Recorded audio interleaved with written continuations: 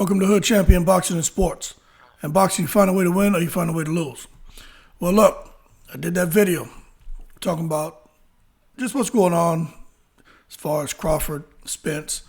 I just want to clear something up. I said that Spence talked about going directly and possibly getting to Charlo before Crawford. I think what Spence actually said was he wanted to get to Crawford before Charlo could get to him, Jamel. So I just wanted to clear that up. But nonetheless, Spence and Crawford, it's a rat race right now. And everyone's trying to figure out their next play. Okay? That's what this has become. But this video is more on what I said because I got, there's a lot of people, and I get it, Spence fans and Crawford fans, it's like, like my buddy said, it's like Bloods and Crips, you know what I'm saying? Everybody sat tripping, ready to do a drive-by, you know what I mean? But when it comes to Terrence Crawford, man, and just being serious about what his next move may actually be.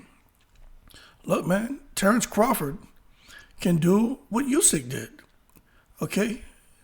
Usyk decided to activate the clause out here in the regulations, the WBO regulations, man, where he, as the WBO champion at cruiserweight, was able to go up and, request to be made the mandatory to Anthony Joshua.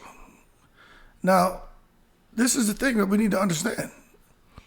Any WBO champion, now there's a set of criteria they have to meet, but you got to meet the criteria, can activate that clause. Terrence Crawford meets the criteria. He can activate the clause. And let me tell you something, right? I haven't heard this from anyone, but when I look at the plays that are being made, Errol Spence has a lot. He has a strong team behind him. It's not just Al Haymon and controlling the 147-pound division because he has a healthy stable of fighters, majority of the big names, right? That's not what I'm getting at. What I'm getting at is the experience level of the guys who are there supporting Errol Spence when it just comes to contracts, when it comes to negotiations. Guys who can look at the explicit instructions, these explicit regulations, and then find the gray areas. Now, I'm going to tell you, when I look at Al Haymon, I don't care what anyone says. You know how, when I said this man is smart, not because Floyd Mayweather came out here and is talking about how smart Al Haymon is. Now, for those of you who didn't know, now I'm going to finish my thought, right? For those of you who didn't know, Al Haymon was the individual who assisted Floyd Mayweather with getting out of his contract with Top Rank. Al Haymon is the one who told Floyd, look, you can be making a whole lot of money. This is how we go about it. So Al Haymon, long before we started seeing Floyd getting the deal with Showtime and the highest paid athlete in sports ever, whatever that little deal was he had, right? Although Al Haymon had a lot to do with that too, but he was already there behind the scenes. That man's like, Al Haymon give me the heebie-jeebies. It's like he only come out at night. You open your closet, boom, there may be an Al Haymon in there, you know what I mean? But to finish my thought, when I knew Al Haymon was smart, I looked at that Muhammad Ali Act, where it says you can't be filling the shoes of the manager and the promoter. It's a conflict of interest, right? You're not allowed to do that per the Muhammad Ali Act. So you get a guy like Al Haymon, he looks at those rules and he says, okay, I can't wear the title of manager. I can't wear the title of promoter. But I want to do both of those things. That way I can attract fighters so I can manage and promote them. That way they don't have to pay me as much. I'll charge one fee, a percentage, right? One flat percentage. I'm not going to hit him over the head with 15, 20% as a manager and 15, 20% as a promoter or whatever the ranges are on those percentages. I'm just going to hit you with a flat percentage and I'll do everything. But in order for me to do that, how do I get around this Muhammad Ali Act? And you know what this man did? He said, okay, I'm not going to call myself a manager. I'm not going to call myself a promoter. I'm going to call myself an advisor. It doesn't say you can't be an advisor. It doesn't say you can't be a consultant. Let me tell you, as an advisor, consultant, but for Al Haymon, an advisor, the man's doing both roles. Everyone knows he's doing both roles. Often he's talked about in the media as the manager or the promoter because he is there knee-deep in all of the avenues that a manager will be traveling down and all of the avenues that a promoter will be traveling down. When you have someone like that who can expose loopholes in contracts, that is a great addition to the team. Also, when you have someone like that on your team and you have someone who you're going to negotiations with and they don't have someone with a brilliant mind like that to be able to come in and counteract what this person may be trying to do, that's where people could end up getting the short end of the stick on deals. So now you look at Terrence Crawford or anyone who's going to go into negotiations with Al Haymon. They have to have their stuff together. And I'm going to tell you this, right? I'm just a guy here who loves boxing. As a result, I'm always talking about boxing. My wife's like, why don't you do a YouTube channel? It's 2023. She told me to do this.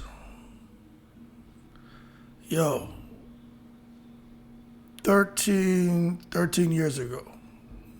13 years ago, she told me to do this. But I was busy, man, active duty military, having kids, traveling.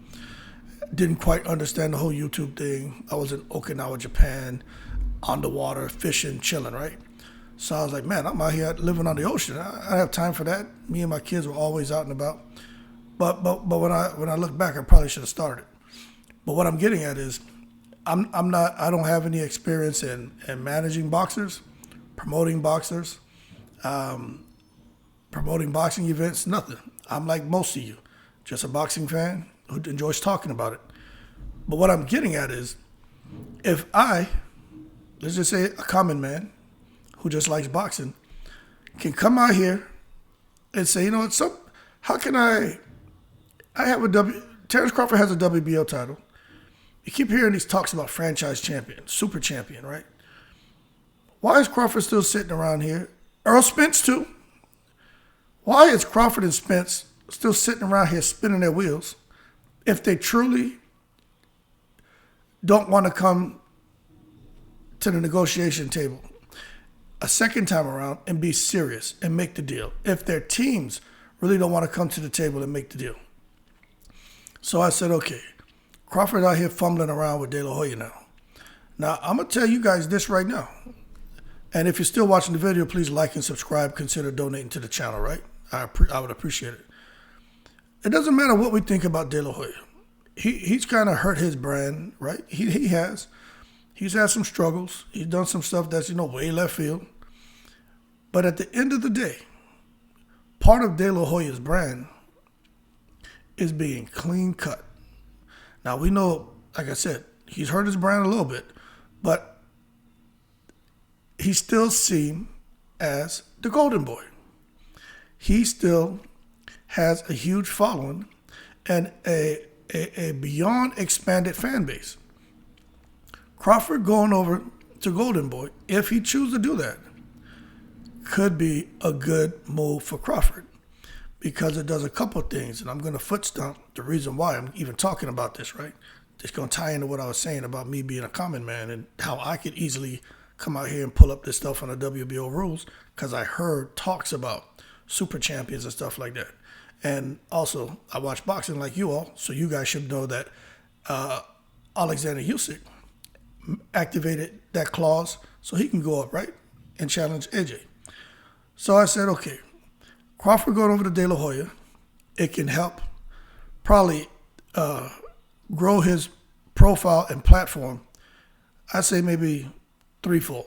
I ain't gonna say tenfold and a bunch of hyperbole and shit like that. No, let's be real. But overnight, Crawford's profile can grow 2-3 times where it is right now. This is just being honest, man. I don't want to hear this, he's a duck, he's a this. No, man, no, let's just be real. De La Hoya still has the name.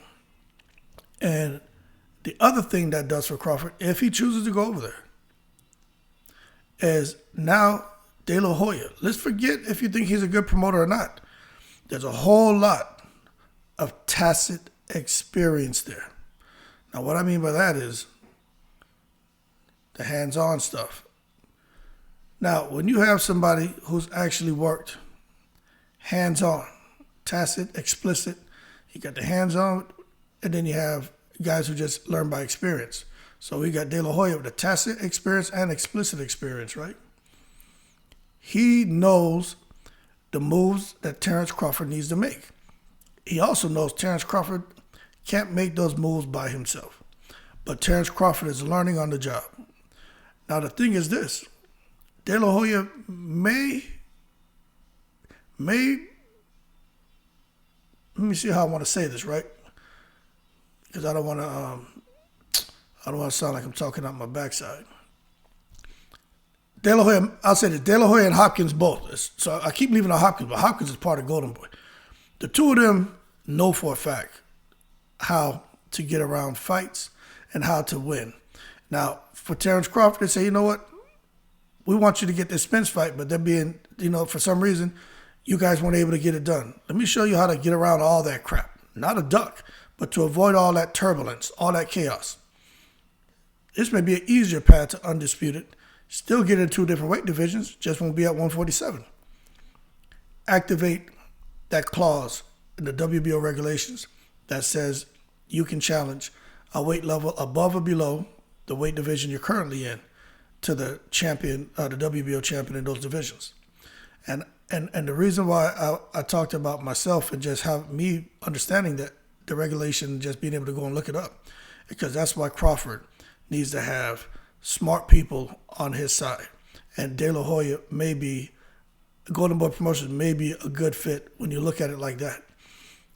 Now, the problem with it is, can De La Hoya really get deals done? Because now you still have to come and deal with Al Haymon. And this is the problem, and this is what Terrence Crawford isn't slow. But I'll tell you this, when you get into a room with 2 or 3 people, the more intimate the setting, the more comfortable you can become, right? And they start stroking the ego and telling you all these great things they can do. And if you feel a little vulnerable or if you feel a little helpless, look, because look, Terrence Crawford's out there on the WBO island, castaway, Tom Hanks. He got the damn volleyball there with Earl Spence's face painted on it. Crawford could get sucked in to thinking that De La Hoya is the right move. Now, when we talk about maybe 3 or 4 out of 10 things, De La Hoya could be the right move for him. When we look at those other things, it may not be. And the reason for that is because bridges have been burned, man. You don't hear Al Haymon say anything. You can't pull up anything where Al Haymon is saying Oscar De La Hoya single-handedly ruined boxing. Oscar De La Hoya is a piece of crap. You can't pull up anything. Anything about who's doing drugs, who's doing this, they have nothing on Al Haymon. Al Haymon is the boogeyman in the closet, the heebie-jeebie. He comes out at night. You open the closet door, then you may see him in the closet. But once you see him in there and you get frightened, he disappears. I'm just being real, man. That man give me the heebie-jeebies. But De La Hoya's burnt that bridge. You can't come, like I say, and sort of crocodile and then think the crocodile's going to let you cross that bridge and get to the other side. That's just not how it works. I'm not sure how they were able to make it work for Tank and Ryan Garcia, but I know it wasn't easy. But that being said, what what could help in this situation is Crawford can go here. If you've been hanging around, I'm glad you did. I probably should have pulled this up earlier. You see right here, these are the WBO regulations, right? Now, when you look at item 2 here, okay? Let's look at item 2 and item 3. This is what y'all need to understand. Eligibility to be considered for designation as the mandatory challenger in higher or lower division. If requested by a super champion, the championship committee may designate the super champion as the mandatory challenger for the higher or lower division. All right, now check this out. Eligibility to be considered for designation as the mandatory challenger in the same division. If requested by a super champion who has lost his title and who wishes to fight for the title again, the championship committee may designate the super champion as a mandatory challenger in the super champions division. Now, what we're seeing here, right, in item 2, this is where Crawford could go after Jermell Charlo, because it says right here in item 2, right, higher or lower. So he's not going back to 140. He can go right to Charlo. If he gets approved, he's in there. The other thing here is if he lost the title to Earl Spence at 147 and he wants to fight for it again, the committee could designate him as the mandatory challenger in the same division. See, people don't understand, man. When you see all these guys saying all this horrible stuff about Crawford, about Spence, look, man, when you come look at these rules, let me tell you something. And we see certain things happening in boxing, you got to get to the root. You got to get to the root cause. You got to drill all the way down to understand why certain decisions are being made. And a lot of times it is politics. A lot of times it is corruption. But if Crawford and De La Hoya, and he has the right team behind him, when you take all of the hands-on experience, all of the actual experience just from having awareness of what's going on around you, and you finally get that behind you, then you can find yourself in a better position when trying to move forward as far as what's the best move for your career. Now, we're talking a lot about Crawford, right? But a lot of this applies to Earl Spence. You know, if Earl Spence, it's just it's more difficult over with Earl Spence. He doesn't have the WBO title. The WBO has its own set of rules. The rules are a little bit funky, but they're their rules, right? But when you look at Earl Spence and Jermell Charlo and Jamal Charlo and Al Haymon's controlling that whole ship over there. You better believe that they are trying to figure out how to get Jamal up, get him to go up to 168, have Jermell, drop those belts and go to 160, and which will make it a lot easier for Earl Spence to go up and can possibly go right into a fight for one of those titles. But what you could see happening, like my boy Mills and I were talking about, you could see the same thing happening all over with Terrence Crawford and Earl Spence back trying to, clear out a division to where they're the last two standing and fighting for an undisputed distinction instead at 147, at 154 now. But this is why it's important to understand what we just talked about right here. Because if Terrence Crawford pulls that trigger right now, he may have pulled it already. We don't know. That means Terrence Crawford gets way out ahead in front of the pack. And Terrence Crawford could be in position to go at Jermell. Now, that could force Jermell, if he's really thinking about dropping those belts and moving up, to drop those belts and going up to 160. And his brother, who's not fighting anyway, can go on up, drop those belts, or whatever he's going to do. And then Earl Spence can have an opportunity to go on up to 154. But what we're going to see happening is, I think if Crawford makes a move, we're going to see some serious movement happen with Jamal, Jermell, and Earl Spence. Honestly. Excuse me. Now, what I just gave you guys, right? It's not a bunch of ranting and raving. It's not BS. Like, we're having a sensible conversation. You tell me in the comments, right? What do you think, after what I just showed you, should be the best move? Not just for Crawford, because I'm not a Crawford fan. I'm not a Spence fan. I'm a boxing fan. What do you think is the logical move? And also, let's try to be forward thinkers here, right? What do you predict? See, none of us know. But when you come here and you start to educate yourself, then it helps you with trying to do a predictive analysis on what could possibly be the optimal decision for a guy like Crawford, a guy like Spence, going forward. Because Undisputed, obviously, is probably important with them, but I think the most important thing to those guys right now, I think, is money. I honestly do. I think for Earl Spence, it's not having to kill himself with the weight and money. Anything about this whole Undisputed stuff, I just don't think that's the priority for him anymore. I don't think so.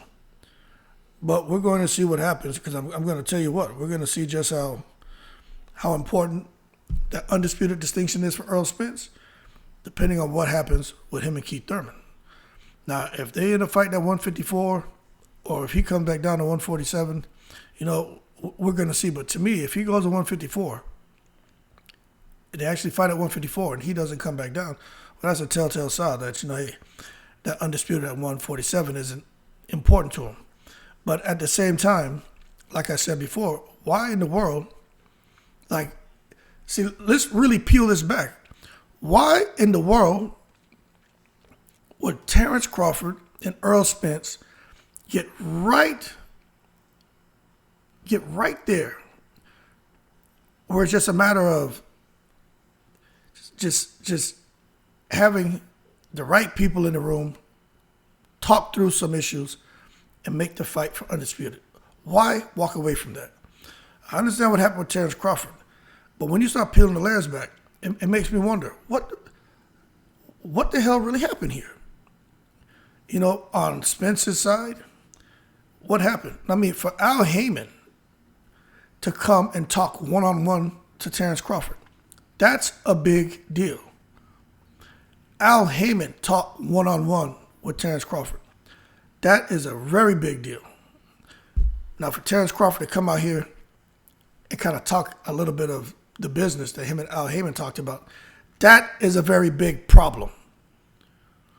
And that's the inexperience on Crawford. But it could also be that he's just like, hey, look, what do we have to hide? What do we have to hide? We're all grown men here. We're all professionals. I don't have nothing to hide. This is what we talked about. Y'all think I'm lying? Y'all back me into a corner? Well, I'm going to come out and divulge the specifics of what we discussed, since y'all think I'm a liar. But in doing so, I'm telling you right now, it would piss me off. But I'm sure that didn't sit well with Al Haymon. And I am very confident that they aren't excited about trying to re-enter any discussions with Crawford. It would have to be through other people representing Crawford. I personally don't think they want Crawford inside the damn building, much less the negotiating room. I just don't think they want him anywhere around. But that being said, Crawford needs to have the right team there. Now, for those of you out there who are still not wanting to accept the fact that this right here is very real, look at what Usyk did. He didn't meet any roadblocks. And look at what Usyk ended up doing. Worked his way, fought a couple fights, went out there, finally got AJ. AJ took the fight. It is what it is. And look where Usyk is now. Now, I will say this. When it comes to Deontay Wilder and AJ, we saw this happen before. Those guys are right there. Fight for the undisputed. There's all kind of finger pointing and stuff going on about what happened. The bottom line is something went wrong. AJ fans are going to blame Wilder. They're going to insult him. Look, he chose to go and, fight Brazil. He chose to go do something else, walked away from all this money. But at the end of the day, when you peel the layers back, you're right, he did. you're right. He could have made more money. But to go into something and to not be comfortable, and when people aren't being transparent in those negotiations, it's kind of hard to just accept what they're giving you. We on the outside can look at that and say, hey, that was stupid. Hell, they're going to pay this man, $30 million, $40 million. Hell, Joshua said he wanted $50 million. They said, look, we got $50 million for you. But then when you see the rep for the zone come out and says that they were too aggressive in negotiation with Wilder's team, basically they just tried to strong arm him and will tell him like a kind of take it or leave it deal, and Shirley Finkel wasn't going for that. So anyone who wants to argue with what I just said about Wilder and AJ and the money, look, go look it up your damn self. Don't come out here, man, spewing a bunch of what you think happened. I'm telling you what happened. Breakdown in negotiations. And doesn't matter who's at fault. The fact of the matter is there was some money offered to Wilder. Wilder came back when AJ said he wanted 50. Threw the 50 out there. Hearn came back, said let's work out a little 3-fight deal. But they weren't being transparent and talking about what AJ was going to make. And the reason why I know the ball was dropped with the zone, right? And I'm gonna say AJ side, but I'm not saying AJ, but the zone, because they came out and they said it. But when you look at what's going on with Crawford and Spence, I don't think. I mean, it makes me wonder, what are the sticking points here? You know what I'm saying? Is it, again, transparency? Because, everyone's greedy. Everybody wants the most money. You get what you can negotiate, right? That's what people say on my channel. So just, again, I'd hate to see where we miss another opportunity. And even right now, when you look what's going on with Tyson Fury and Usyk, another one of those situations where we may not get the undisputed. Look what's going on in the light heavyweight division. You may not get the undisputed. The undisputed, right? When it comes to these guys who have belts, the fights they're supposed to make is supposed to be in the best interest of boxing, not just the organization, not just the individual. Having an undisputed distinction is the best thing for the sport of boxing. But it comes down to money, man. Money. That's what it's all about. So with Terrence Crawford, Errol Spence, the fact that Crawford can activate his mandatory status to the champion in the weight division above, if Terrence Crawford does that, I'm telling y'all right now, we're going to see some serious movement from Jamel Charlo, and Errol Spence. And I personally think Errol Spence is trying to get to 154 before Terrence Crawford. That way, Al Haymon has a lot more control over those titles that get dropped, because Al Haymon has, I tell you what, if Errol Spence goes up to 154, Danny Garcia already went there, right? You may see a couple other guys from 147 all of a sudden bubble up to 154, especially if Jamel makes his move and drops those belts, because Al Haymon's not going to want to lose control of all those belts. Just watch what I'm saying. Why would he sit there and be okay with Jamel moving up, dropping all those belts, and let somebody else walk in and take them? I just don't see that. So I think he's going to try to strategically place his guys there to make sure if Jamel drops those belts, they can pick up all of them, if not 3 out of the 4. But Crawford may be, it'll be 3 out of the 4, but Crawford's going to make his move. But that being said, I'm about to start rambling on. I want to do that. Y'all keep cool. Let's really see what happens here. But I think this isn't over. I think it's just getting started. I think it's about to become real interesting. It's either two things going to happen. Either Crawford and Spence are going to figure it out, but Spence has an uphill battle with Keith Thurman. Like, that ain't no easy fight. Or you're going to see Crawford say, you know what? Y'all think y'all smarter than me? I'm going to show you. This Nebraskan, going to show you what time it is. He going to get up there, and then you're going to see all kind of movements and craziness and wiggling going on over there at PBC. Watch. That being said, y'all keep cool. And again, I'm not a damn Spence or Crawford fan. I'm a boxing fan, and we're just having a healthy dialogue. Leave your comments below. Let me know what you think. That being said, y'all keep cool. Shout out to the veterans, all 7 continents. I'm in the breeze.